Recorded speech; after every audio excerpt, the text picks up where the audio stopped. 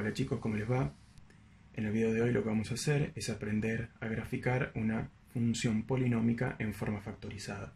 Tengan en cuenta que la función polinómica tiene dos formas, su forma factorizada y su forma polinómica tradicional. En el caso de la forma factorizada tenemos unos pasos más adelantados, por eso preferí arrancar por esta forma para luego ir a la parte un poquito más extensa, que es llegar a la forma factorizada. Para arrancar podemos decir que la función polinómica nosotros la vamos a denominar a cualquier función que tenga grado 3 en adelante, ya que una función lineal y una función cuadrática también entran dentro de función polinómica, pero la tomamos como casos especiales. Por lo tanto, si yo tengo una función que tenga de grado 3 en adelante, vamos a denominar la función polinómica en esos casos.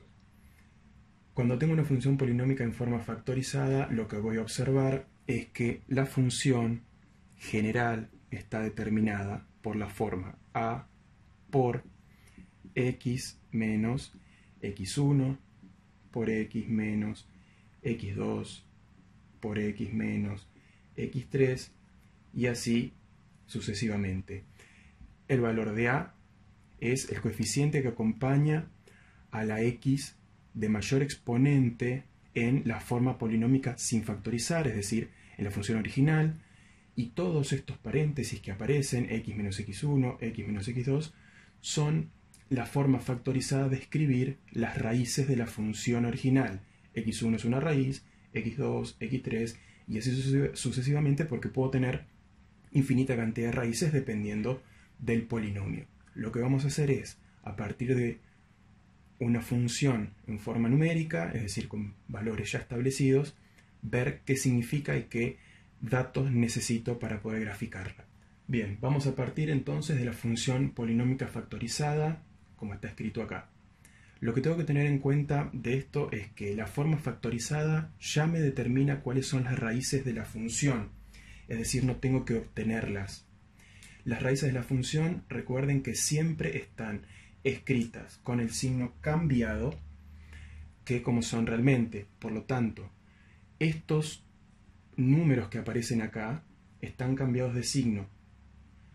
O sea que esto, ese 3 positivo, en sí es una raíz menos 3. El menos 1 es raíz 1, el 2 es raíz menos 2 y el 1 de acá es raíz menos 1. A partir de las raíces que yo ya tengo acá, porque me lo da la misma función, la potencia lo que me indica es la cantidad de veces que aparece esa raíz. Es decir, el menos 3 aparece 2 veces, el 1 5 veces, el menos 2 3 veces y el menos 1 8 veces. ¿Para qué sirven esas potencias que acompañan a los paréntesis? Esas potencias lo que me van a indicar es qué va a pasar en el gráfico. Lo que podemos decir, usando términos no matemáticos, es que si la potencia que acompaña a la raíz es par, va a rebotar el gráfico, y en el caso de que sea impar ese exponente, esa potencia, lo que va a hacer es atravesar el eje de las x. Lo vamos a ver un poco mejor y se va a entender un poco más cuando veamos el gráfico. Ahora, lo único que necesitaríamos, además de las raíces, es encontrar la ordenada al origen. Para encontrar la ordenada al origen tenemos que hacer lo mismo que hacíamos con cualquier función. Reemplazar a la x por 0 y hallar el valor. Lo que tengo que tener en cuenta en este caso es que las ordenadas al origen de las funciones que ya están factorizadas normalmente dan altas. Así que no se asusten si les dan números feos, que están bien. Bien, quedaría entonces expresado así, por lo tanto, lo que deberíamos hacer es 3 al cuadrado por menos 1 a la quinta por 2 al cubo por 1 a la octava. Por lo tanto, f de x va a ser 3 al cuadrado 9 por menos 1 por 8 por 1. Por lo tanto, la ordenada del origen me va a dar 9 por menos 1, menos 9, menos 9 por 8, menos 72 por 1, menos 72. Tenemos entonces la ordenada del origen, que es menos 72, y las raíces menos 3, 1, menos 2 y menos 1. Lo que vamos a hacer ahora es graficarlo a partir de estos parámetros. Bien, lo que vamos a hacer ahora es ubicar las raíces y la ordenada del origen. En nuestro caso las raíces eran menos 3, 1, menos 2 y menos 1. Y la ordenada del origen menos 72 aproximadamente estaría por acá.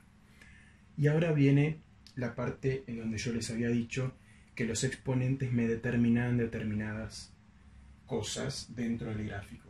Lo que va a pasar en este caso el gráfico es que va a cortar el eje o va a rebotar, por decirlo de alguna manera, cada raíz, la función sobre cada raíz. ¿Qué es lo que me determina eso? El exponente de cada una de esas raíces que estaban escritas en la función ya factorizada. Lo primero que uno tiene que hacer a la hora de hacer el gráfico es, desde la ordenada del origen, ir a cada una de las raíces que tiene más cerca. Es decir, de acá voy a ir hasta el 1 y hasta el menos 1. Esas serían las dos raíces más cercanas. Y ahora en cada una de esas raíces fijarme cuál es el exponente que lo acompaña. Por ejemplo, en el caso del 1, el exponente era 5. Como el exponente es impar, lo que va a pasar es que este gráfico va a atravesar el eje X. Es decir, que venía desde abajo y lo que va a hacer es atravesar el eje y seguir de largo. Si yo tuviese alguna raíz, debería ir con esa línea hacia esa raíz. En este caso, como no hay ninguna otra raíz, seguiría de largo hacia el infinito. En el caso del menos 1, la potencia era 8. 8 es par. Por lo tanto, lo que hace la función es rebotar. ¿Rebotar en qué sentido? Viene por debajo del eje y como rebota no lo puede atravesar, por lo tanto, vuelve a bajar y va a parar a la siguiente raíz. La siguiente raíz es menos 2. Es decir, venía por abajo, rebota contra el eje y vuelve hacia la otra raíz. La otra raíz es menos 2. Menos 2 tenía potencia impar porque era 3. Por lo tanto va a atravesar el eje, es decir, va a cruzar y va a ir a parar a la siguiente raíz que vea. La siguiente raíz es menos 3. Menos 3 es par la potencia que contenía, que era 2, su potencia, por lo tanto es par, y al ser par no puede atravesar el eje, por lo que venía hacia arriba, venía desde arriba y va a seguir sin cruzar el eje y se va a ir al infinito porque no tengo ninguna otra raíz que siga. Y ahí me quedaría determinado la función polinómica. Lo que vamos a hacer es en el próximo video ver de qué manera llegar a la función polinómica estando sin factorizar mediante casos de factoreo, por supuesto, y llegar a la forma que vimos al principio de acá. Bueno, nos vemos en el próximo video.